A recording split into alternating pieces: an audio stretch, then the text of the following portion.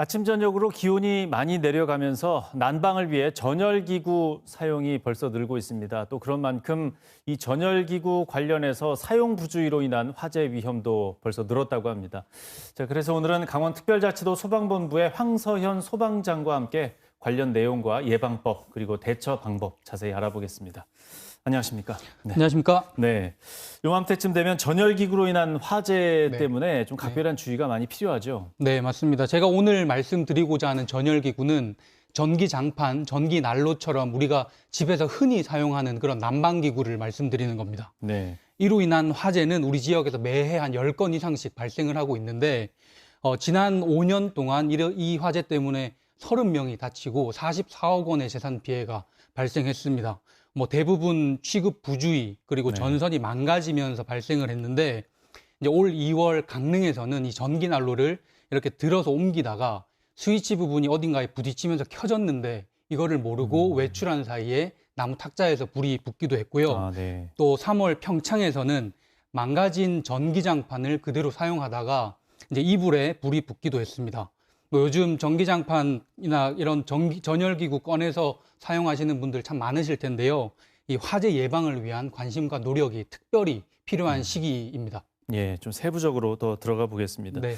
흔히 사용하는 게 전기장판이죠. 이거는 네. 뭐 거의 모든 집에 하나 이상은 다 있는데 네. 그냥 봤을 때는 온도 조절기도 있고 네. 뭐 정상적으로 작동만 하면 네. 큰 문제가 안 될 것 같은데 이게 화재 위험이 있네요. 이게 흔히 생각하시기를 우리 집 거는 KC 마크라고 하죠. 이제 네. 국가 인증 통합 마크. 그러니까 안전에 대한 검증도 되어 있고 또 세게 틀어도 약간 뜨거운 정도의 수준인데 이걸로 인해서 어떻게 불이 나지? 불이 날 수가 있나라고 이제 물음표를 가지고 계시는 분들이 있을 텐데 저희 화재 조사관들에 의하면 보관할 때 접어서 보관하는 경우 네. 혹은 이제 전기장판은 그냥 사용하지 않잖아요. 대부분 이불을 덮고 사용을 하는데 그 덮어두는 이불이 두꺼우면 두꺼울수록 화재가 발생할 가능성이 높아진다라고 합니다. 예. 이게 대부분 접어서 보관을 하실 텐데요. 이게 왜 문제가 되느냐? 접을 때 이 전기장판 안에 있는 열선이 함께 꺾이면서 거기 피복이 망가지기 때문입니다. 이렇게 되면 그 피복이 망가진 부분에 전기 저항이 더 강해지면서 우리가 상상할 보다 더 뜨거운 열이 그 부분에만 발생을 합니다. 예. 어떤 연구에 의하면 한 140도까지도 올라간다고 하는데요. 또 이 두꺼운 이불로 덮어두는 거는 열이 배출이 되지가 않고 오히려 열이 그 안에 계속 쌓이게 되는 그런 환경이잖아요. 그렇기 때문에 이 전기장판을 장시간 틀어뒀을 때 이게 불이 붙을 수 있는 온도로까지 이를 수가 있습니다.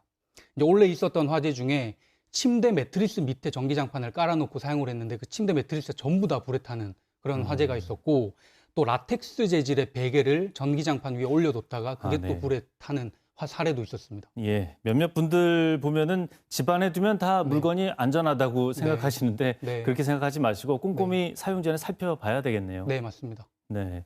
그 어떤 부분들을 좀 주의 깊게 봐야 될까요? 이게 앞서 말씀드렸듯이 가장 중요한 건 너무 두꺼운 이불이나 매트는 절대 전기장판 위에 올려두시면 안 된다. 네. 열이 쌓이게 두면은 극히 위험하다라는 거는 특별히 좀 기억을 해주셨으면 좋겠고요. 네. 그리고 사용하기 전 지금 이 시기처럼 이제 오랫동안 보관을 해뒀다가 특히 접어서 보관을 했다가 지금 이제 좀 추워지니까 꺼내신 분들 많으실 텐데 이때 꼭 열선이 망가졌는지 망가지지 않았는지 좀 확인하는 그런 행동이 필요합니다. 네. 이걸 확인하시는 방법은 일단은 전기장판을 켜시고요. 작동시킨 다음에 특별히 뜨거워지는 부분이 있는지 혹은 네. 반대로 아예 열감이 없는 부분, 아예 차가운 부분이 있는지 이거를 손바닥으로 일일이 이렇게 눌러가면서 열선이 이렇게 느껴지잖아요. 네네. 이렇게 전기장판 전체에 열선이 있는데 그걸 다 만져가면서 확인을 하시는 그런 좀 행동이 필요하고 점검이 필요하고 또 전선이 연결되는 곳, 이를테면 조작 스위치 부분 그리고 전기장판 본체에 연결되어 있는 전선, 이곳은 전선이 꺾이기가 쉬운 곳입니다. 물론 한두 번 꺾여서는 피복이 망가지지 않습니다. 이게 네. 몇 년 동안 사용하면서 계속해서 꺾이는 게 반복되면서 피복이 찢어지거나 그곳이 헐거워질 수가 있는데 이런 곳들이 있다면 즉시 사용을 멈추시고 반드시 수리를 받으셔야 됩니다. 네. 그리고 또 네. 전기난로 네. 많이 사용하지 않습니까? 여러 가지 형태가 있는데 이런 부분, 이 전열기구는 좀 조심해야 될 것 같습니다. 어떤 부분들을 주의해야 됩니까? 전기 난로 주변에 뭐 불에 탈 수 있는 무언가를 두면 안 된다라는 건 누구나 다들 알고 계실 겁니다. 네. 그런데도 이 전기 난로로 인한 화재가 지속되는 거는 누군가의 실수 때문입니다. 실수 때문에 네. 지금 계속해서 전기 난로로 인한 화재가 발생을 하는데요.